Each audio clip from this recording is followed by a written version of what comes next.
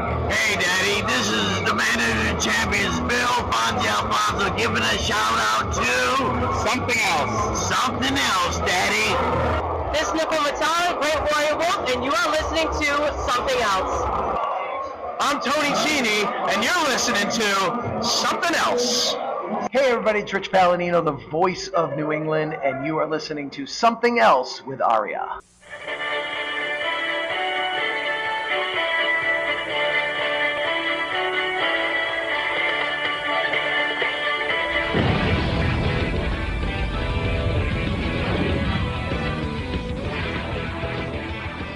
And welcome to episode number 244 of Something Else. Feast your hair holes in this week's episode as we take a look at NWA Total Nonstop Action number 71 from November 12, 2003. My name is Aria, and joining me as always is the Chris Vaughn to my Don Callis. It's Cindy. Cindy, how the hell you doing today?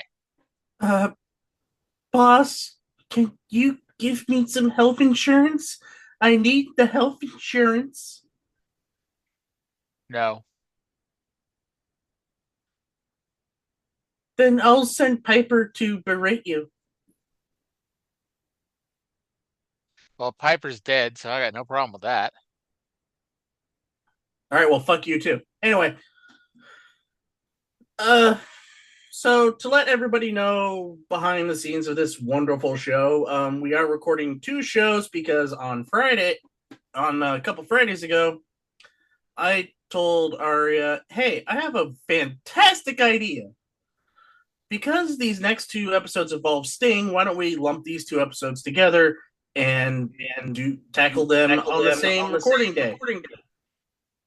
This is episode 2, and I regret my life decisions.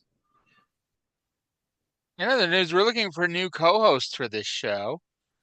You know, once we cut open Cindy and rip off her arm in a couple days, you know, we'll No, that happened we might be yesterday. up for a new co-host. So if you know any two-armed people out there who'd like to be a co-host, we're hiring.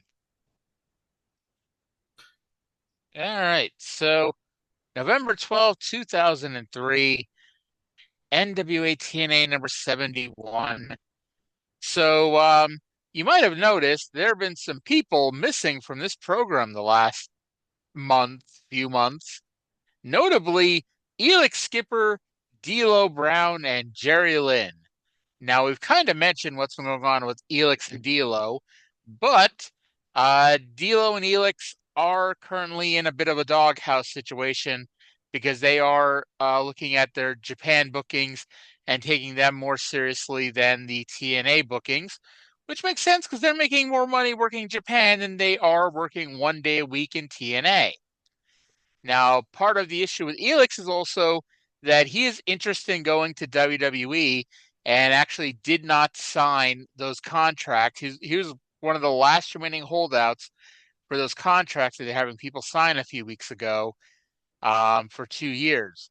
And he recently had a WWE tryout, and he's looking to see if they offer him a contract. And spoiler alert, they don't. But as of right now, we don't know that they don't, just that they don't. Also, not only has Jerry Lynn stopped appearing on the shows the last few weeks, he's not even showing up at the asylum anymore. So we're just apparently dropping that whole angle with him and Don Callis since Jeff Jarrett decided that he needed some of Callis's heat to rub off on him. He didn't need the help. Well, that's the kind of big behind the scenes news. The other big behind the scenes news is what starts this week's show off. They start with a memorial graphic for the death of Mike Lockwood, aka Crash Holly, aka Mad Mikey.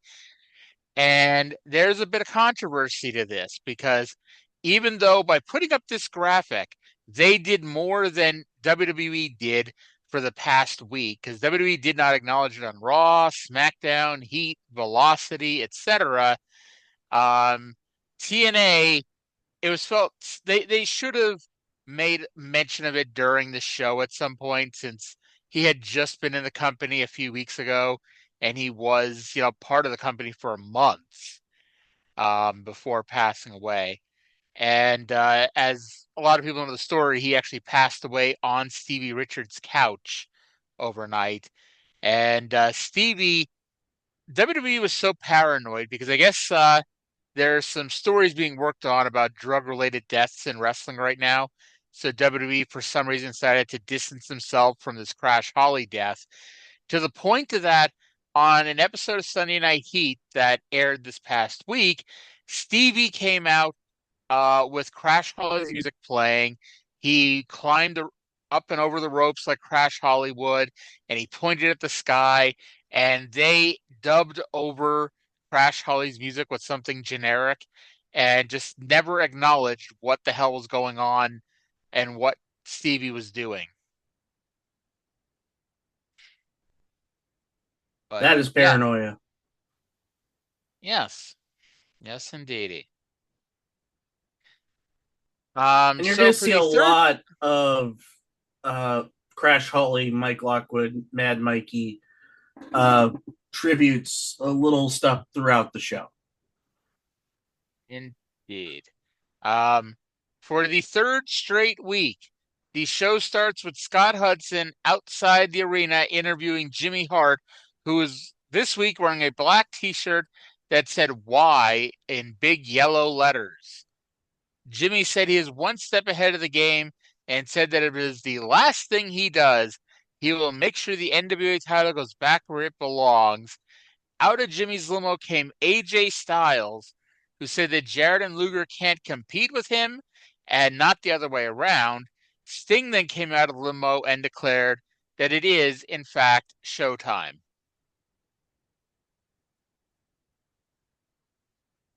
I gotta say, I'm getting tired of these Scott Hudson interviews Jimmy Hart outside the arena promos. I think they're just copy pasting the shows now, because it's been okay. Spoiler alert for the show. It's going to be 3 straight weeks with the Scott Hudson Jimmy Hart segment. It's going to be after the first match. It's going to be a 15-minute Jeff Jarrett talking segment. The main event is going to be some fucking schmoz involving Jarrett keeping his heat and not looking weak. And yeah, it's boring. And yeah. So after the intro, we go to our first match. It is a 10-man gauntlet for the gold match.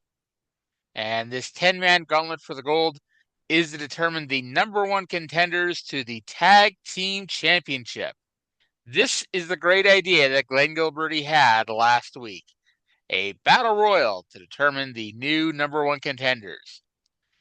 So there will be a new entrant every 60 seconds, and then when we're down to 2, we'll have a regular match, and that determines the winner. Number 1 is BG James. Number 2 is Chris Harris. Because this is a TNA gauntlet match, I assumed automatically that the finals would be BG James and Chris Harris. Number 3 is Sonny Siaki with Trinity. Every week they tell us that Siaki shoves Trinity out of the way, and I never notice.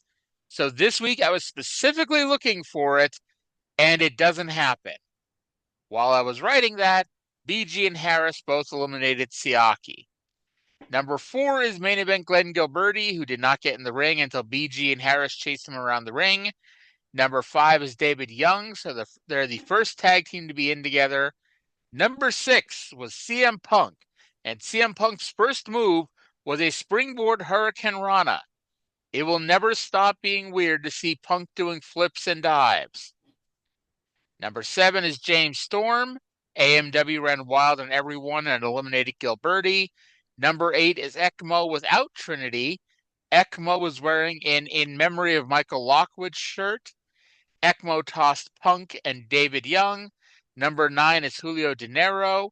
Harris and BG went out together, disproving my time-tested theory.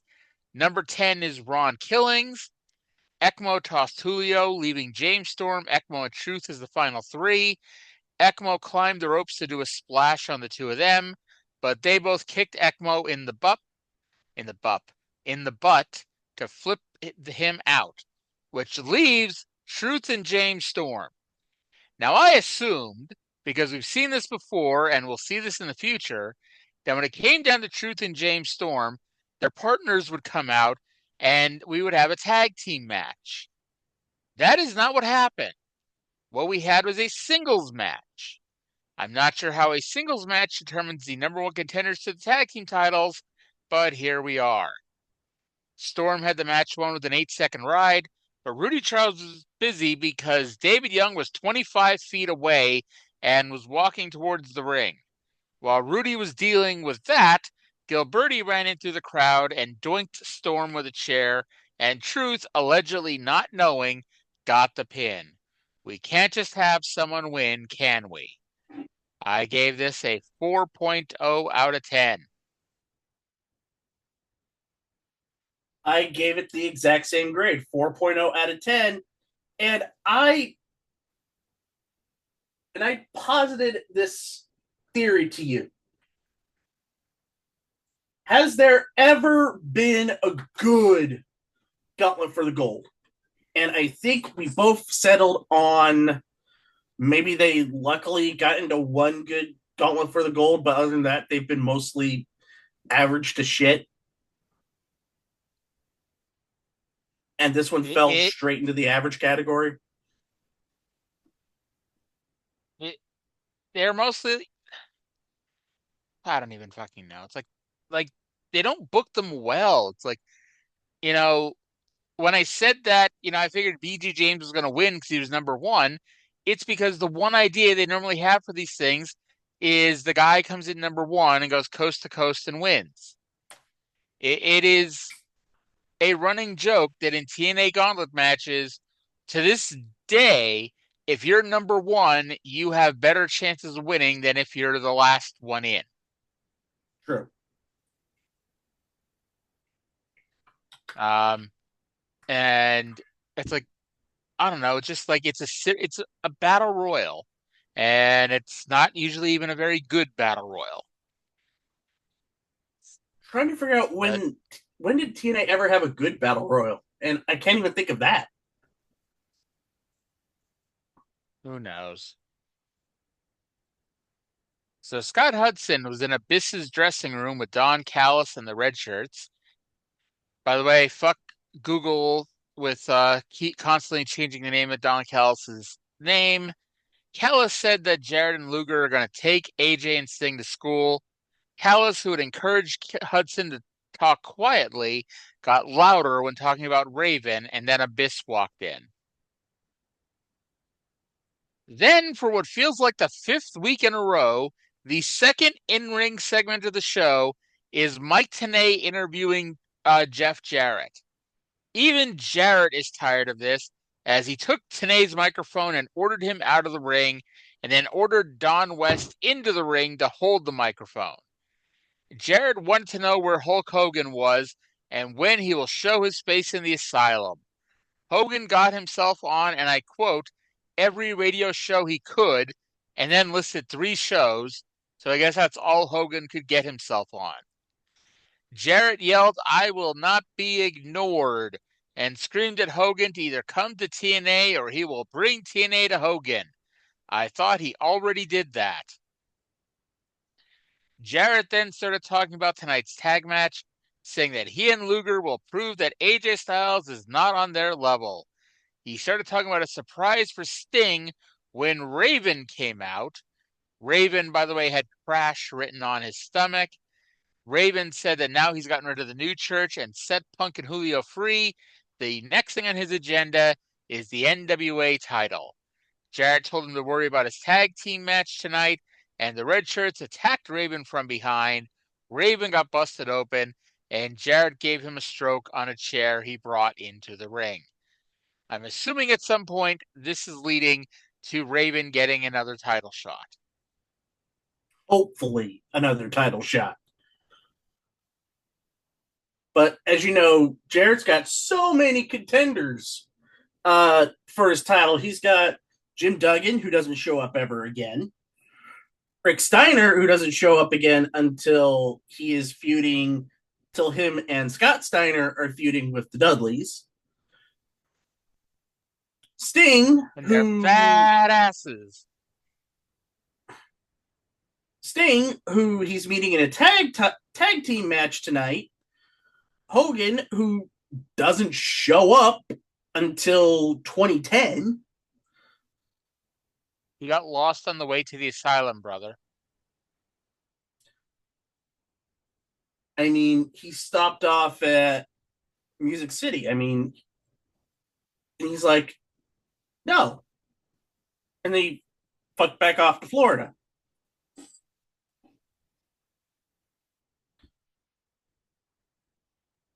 It's just another day at the fuck office. Yep. All right. So then we get our next match, which, hey, we finally got a good one here. Thank God. Is Christopher Daniels versus Low Ki in the Triple Chance Invitational Tournament. Now, what happens is that last week they had an 8-man battle royal, which was won by X, who is PCO under a mask. And the point is that the winner of the battle royal would go on to a 3-way match next week. But to determine the other 2 people in the 3-way match next week, we had to divvy up a couple of the losers into a pair of singles matches, and the winners of those matches will take on X in a 3-way match next week. And these were 2 of the losers. Now, they announced that Chris Sabin is injured, and so Chad Collier will wrestle Sanjay Dutt later on in this show. Now, apparently, and I did look this up, this was a worked injury. This was to get over how dangerous the package pile driver was. And so Chris Sabin, not really injured. Now, I don't want to alarm anyone, Cindy. You know, that's not my that's not my style. I don't like to alarm people on this show. But this was a really good match. I think it's the best match that we've seen on TNA for the past 2 months. I have to go back and double check that, but you know, it's been a while since we've had a pretty good match here. The problem is this crowd has stopped caring about anything months ago, and so it was a really good match in front of a crowd making almost no noise. Honestly, you know, the crowds during the early days of the pandemic almost made more noise than the crowds are making early going into this match.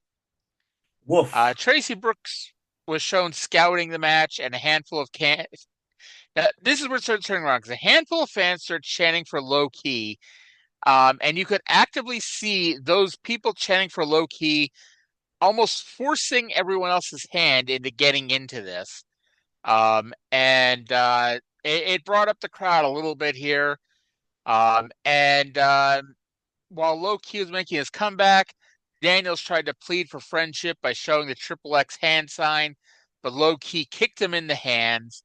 Ki got on a cross arm breaker, but Daniels got his foot on the ropes and actually tapped for a second. But A, it was while his feet were in the ropes, and B, no one noticed. Ki went for a key crusher, but Daniels rolled through and cleanly pinned him. So I for one, was shocked they did not find a way to do a fuck finish here. After the match, they shook hands, which was funny because Daniel's whole thing in Ring of Honor was that he does not shake hands, and one of his rivals were Low Ki, and Low Ki, Mr. Ring of Honor, was mad that Daniels will not shake hands. But here we are. However, while Low Ki was leaving, X ran down and attacked Daniels, laying him out with a package pile driver. Low Ki was shown on the ramp watching, very conflicted, but decided to turn around and leave. Hey, they got 10 to 12 minutes, like I asked for, And in front of a crowd that actually gave a shit, this could have been a match of the year, but instead it was in front of this crowd, so it was just a match of the night. 8.0 out of 10. Exactly what I gave it, 8.0 out of 10. I love the action. I thought it was a great story that was told. And hopefully we don't have to deal with X soon. We do have to deal with X, and we have to deal with X next week because he has a three-way match, and then he might win and get a match against Michael Shane on the 27th. That would be a nightmare match. Oh, come on. Your two favorite wrestlers, Michael Shane and PCO, doing battle for the X Division Championship of the world? No, the nightmare match, the ultimate nightmare match would be Michael Shane and Ryan Wilson from Red Shirt Security. Oh, come on. You keep saying this. I know you really want to see the Red Shirts as the tag team champions, and you really want to see Michael Shane be X Division champion for the next 2 or 3 years. Be careful what you wish for when it comes to the Red Shirts winning the tag titles, Arya. I'm sorry. I want Michael Shane as the champion forever, your forever X Division champion, and the Red Shirts as your tag team champions. I can't see anything wrong with that. I do, because Red Shirt Security is awful. Oh, we got a really bad video package for Tracy Brooks next. It was really bad in the sense that they were putting her in a dark room with blinding lights behind her, so you couldn't even really see her. You just knew she was in it. What the hell was the point of this? Who knows? To get some cheesecake on the show. Raven was trying to get medical attention, and Scott Hudson was harassing the fuck out of him. And Punk he always does this. Well, Punk had to tell him to fuck off, and then he told Julio that one of them will be Raven's partner, which just tells you that neither of them were going to be Raven's partner.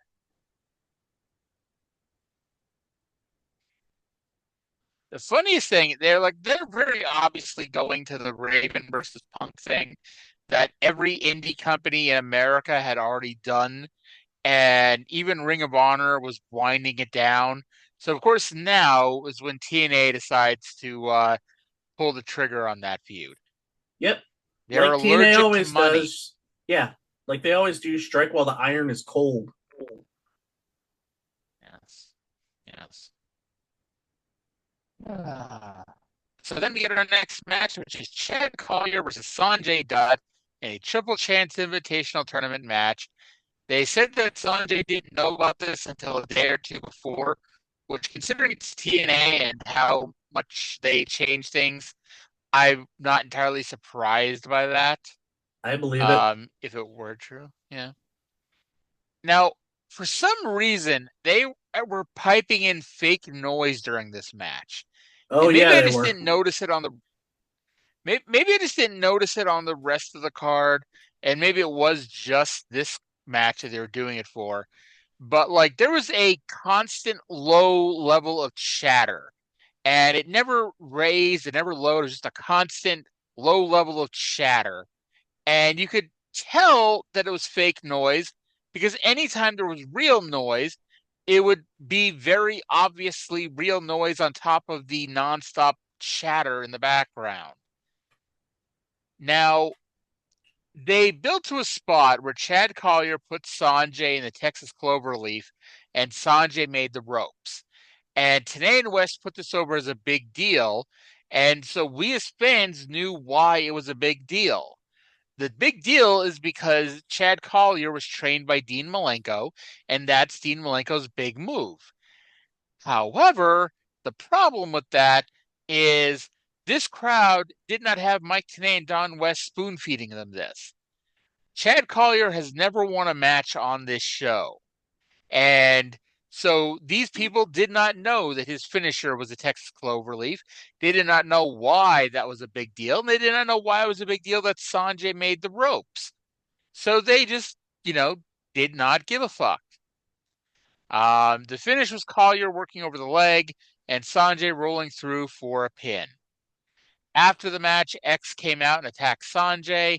Collier was not nearly as broken up about X doing this as Low Ki was. The match was all right, but obviously was not the level of the last match. I gave it a 3.0 out of 10. I gave it a 3.5 out of 10, pretty much for the exact same reason. By the way, for funsies that I sometimes do, I do check up some of the cage match listings, to see if they've wrestled before on TNA or something close. By the way, guess how many TNA matches Chad Collier had before he got put in the Invitational? 7. 1. Where he lost to Chris Sabin on Explosion. Mm-hmm. So, not even the faithful who would have seen this Explosion match would have known that his move was the Texas Cloverleaf because he never pulled it out. What are the odds he used it on there and they didn't give a shit then either? Pretty low because the match didn't last longer than 3 minutes. This match went like 5.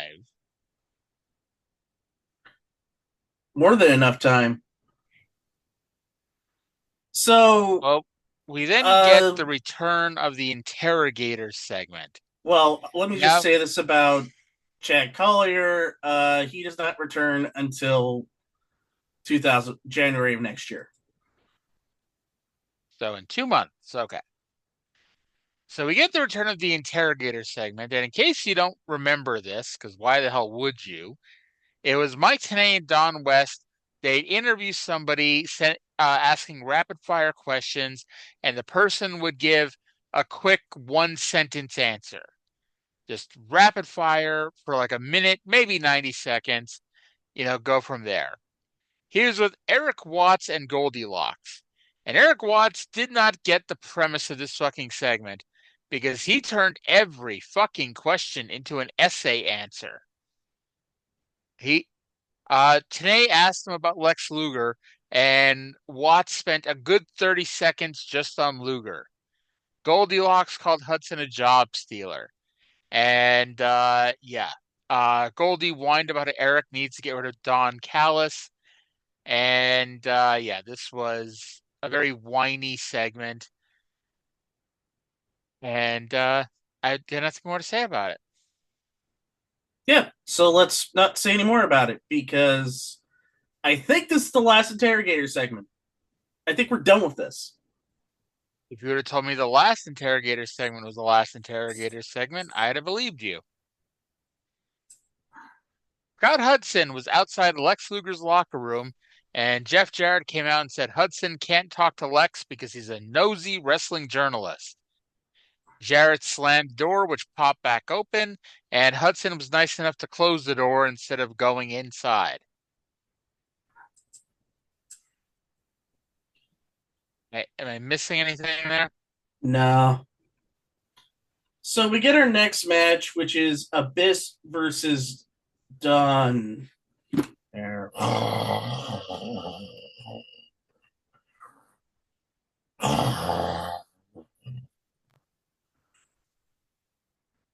For the people who have no idea what the hell you just said, Abyss versus Don Harris.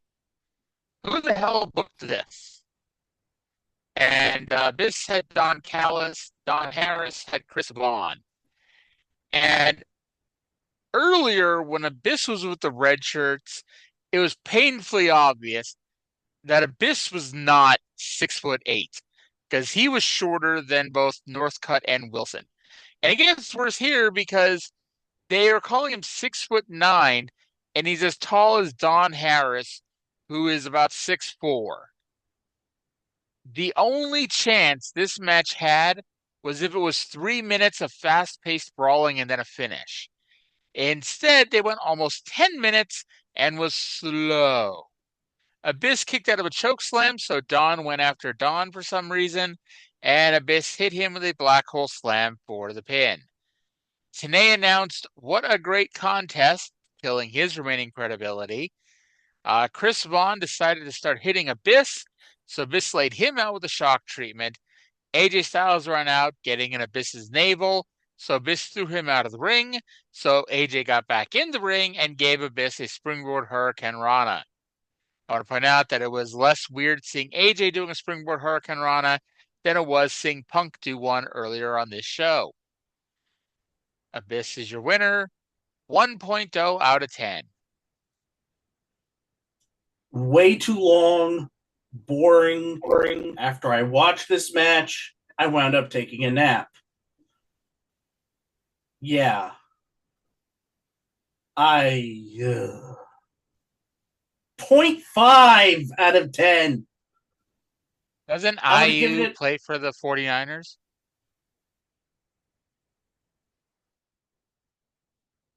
No. I could after all the injuries they're suffering. No, Brendan IU.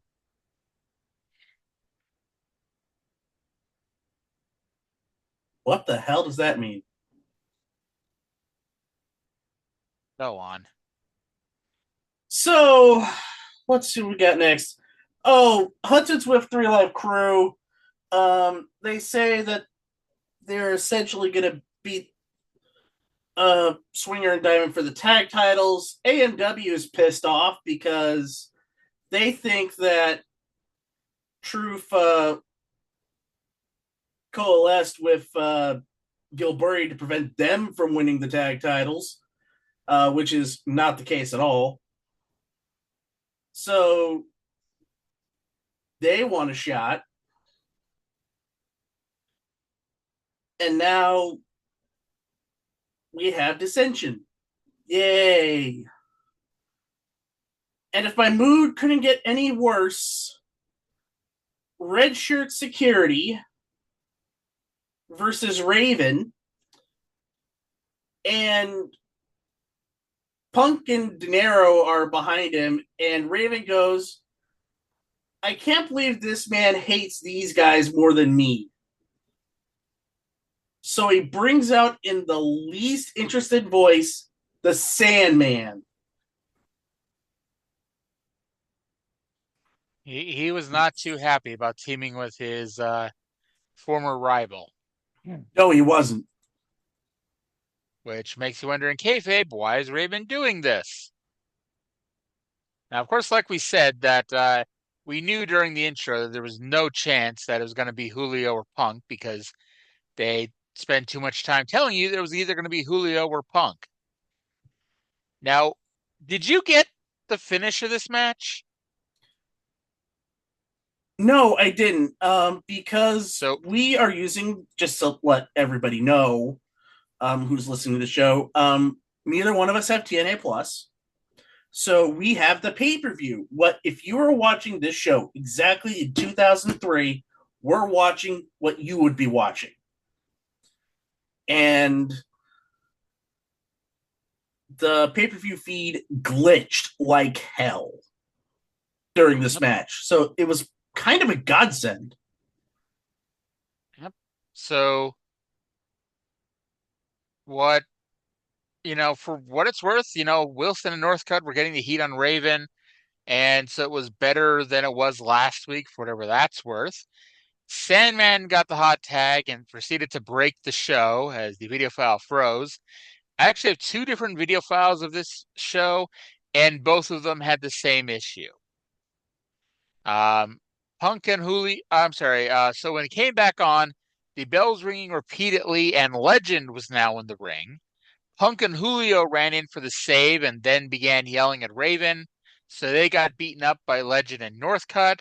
Watts ran in to now make it 5-on-3 for the baby faces, and finally that was enough baby faces to overcome the heels. Watts took the mic and said that Callis can't get rid of him, and so next week it'll be Raven, Sandman, and himself versus the Red Shirts and Legend in a Clockwork Orange House of Fun match. Now, I cannot under good conscience rate this match, but just based on how it was going, it seemed to be in like the 2.5 to 3.0 range from what we saw. I would have given it a 2. Yeah. So next week we have X versus Christopher Daniels versus Sanjay Dutt. We have Simon and Swinger versus the 3 Live Crew for the tag team titles. And we have, as just mentioned, Raven, Sandman, and Eric Watts versus Legend and the Red Shirts in a Clockwork Orange House of Fun match. Doesn't that sound riveting? No. So we get the promo package for our main event. And like Arya has said, they have started using explosion promos for the promo package, which I'm fine with. I would like to see, I don't know, if you're bringing somebody in, use some highlights from Explosion from some matches and not just these promo bits and pieces. It's like if Explosion was not a thought out show whatsoever. You don't say. Right. TNA and Forethought. What's that? We're going to be saying that for the rest of this run since we just thought about it a couple of weeks ago. Dear Lord. So our main event is Sting and AJ Styles versus Jeff Jarrett and Lex Luger, who comes out to a decent remix of his Biddle music. Aren't you being generous? I wrote, Luger had a song that was a horrible ripoff of his WCW theme song. I mean, we've heard worse. I don't know. I mean, anything is a step up from, because we had the red shirt security theme last match. So I'm. This was pretty fucking bad. We'll just say that. Oh, and then God. Because we couldn't even just ignore what was going on, Tenay actually points out this was Luger's first match since the death of Miss Elizabeth. So, hooray for that. Now, Luger gets in the ring. And I don't know if he had trouble taking off his robe or whatever, because he came out in his robe. I don't think this robe has been worn since like the late 80s. But Luger was swollen. And not like in a normal Lex Luger is jacked up on steroids way. This is like Luger is, I don't even say cold turkey. Luger is like, fine, cold turkey. Luger's gone cold turkey on steroids because, man, he was bloated here. And he was still, he was still jacked, but he was swollen, we'll say. Then, before the match, Callis takes the mic and says that AJ Styles has no business being in the ring with him, Luger, and Jarrett. Luger took the mic and called him AC Styles. Now, I at first kind of took that as, him being a douchebag heel, like, oh, I'm looking past this guy. I can't even bother to learn his name. But apparently, this was a shoot that before the match, he legitimately kept having trouble remembering AJ Styles' name. Now, Luger, as mentioned, he has not been wrestling much. Like, I think the last time he wrestled was those WWA tours of Australia and New Zealand, and it wasn't like he was setting the world on fire during those matches either. That's exactly what his last matches were, and they were with Sting. Yeah. He gingerly was getting in and out of the ring.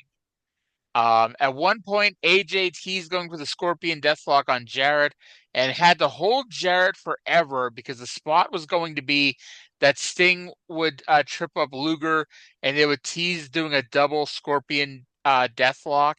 But AJ had to stand there for like a good 15 to 20 seconds waiting for Luger to get in the ring to get tripped up by Sting.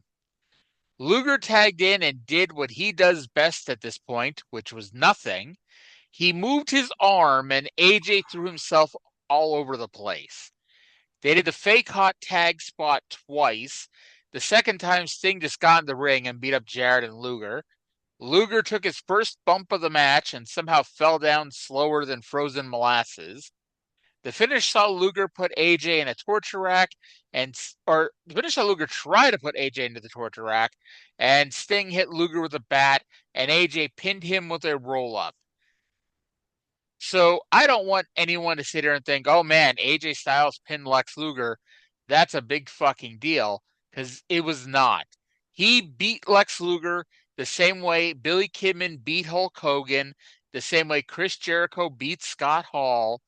When they used to do those matches on Nitro, he made AJ Styles look like a joke, and the post match didn't do any better because Luger and Jarrett attacked Sting and AJ. Abyss ran in and attacked AJ, giving him the Black Hole Slam. Jarrett took the mic and said that AJ and Raven are taken care of and called out Hogan. Raven came out instead, followed by the Red Shirts, and the show ended in a brawl and a big schmoz. And yeah, this did nothing for anybody involved. And, Luger could not do anything. Whether or not he would, if he was able to, is irrelevant. The fact is, he couldn't do a fucking thing. This match was good due to everybody else in the match. And if Jarrett had had a competent partner, this could have been a great match. Because Jarrett was in the match for most of the goddamn match. And so I gave the match a 4.5 out of 10. I have a brilliant idea on how to fix this match. Take Luger out of it?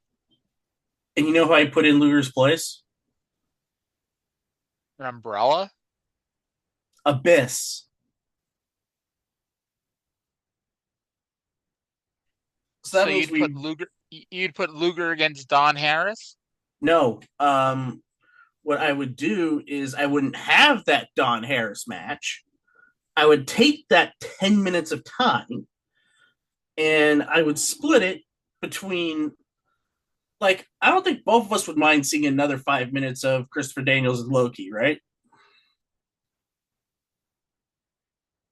I know you know how much I hate pro wrestling. How much I would hate having more good pro wrestling on this show. Right. So I would take that 10 minutes that was spent on that piece of shit. 5 minutes goes to Daniels and Loki. 3 minutes can go on Collier and Dutt. And we could throw in an extra 2 minutes on this main event because Abyss and Jeff Jarrett versus Sting and AJ Styles, we could watch that match and it would have been a classic because you had a young Abyss, or should I say a not destroyed Abyss, Jeff Jarrett who gave a shit, Sting who could pretend to give a shit, and AJ who was probably one of the few reasons to watch this company in the first place. And we could look at that, say, holy crap, Jarrett can still go, and AJ and Abyss are awesome. Instead, we have 275 pounds of dead weight in Luger, and it had 4 minutes of stalling in the beginning. And to be honest, nothing about this match worked. I give it a 3 out of 10. Did anyone else notice that Cindy took 10 minutes from Abyss versus Don Harris and gave 5 minutes to Daniels versus Loki, 5 minutes to Collier versus Sanjay? No, I said 3. And 2 minutes to this match. I said 3. Okay. I'm not going to rewind the tape to find out what you really said. But we're just fake booking a show, and there's so many other YouTube channels that do that. Yeah, some of them even have people listening to them. So anyway, that brings us to the end of this week's show. So match quality.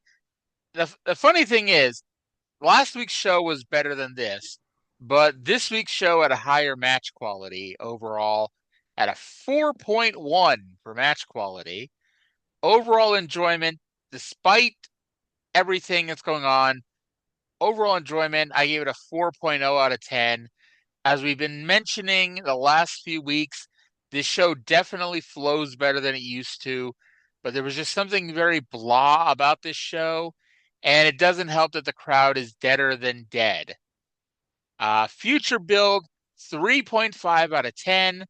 The only thing I had been kind of interested in next week was the X match because it's new and different, but we overused him this week to now where it's like, meh, it's not new or special to see him. So they've taken the luster out of that. I gave this show as an overall rating 3.87. Youch. Welcome A full to TNA. 1.25 point drop. Yes. Yes, indeed. We're back at the normal TNA levels. But I think it's going to get worse. yep. And we're going to keep this going all the way until September 8th, 2004. Because the crazy person on this line insisted that we continued. Yes, the person who is hosting the show. Because she needs to sell books. Pifta. Did you not hear me say Pifta?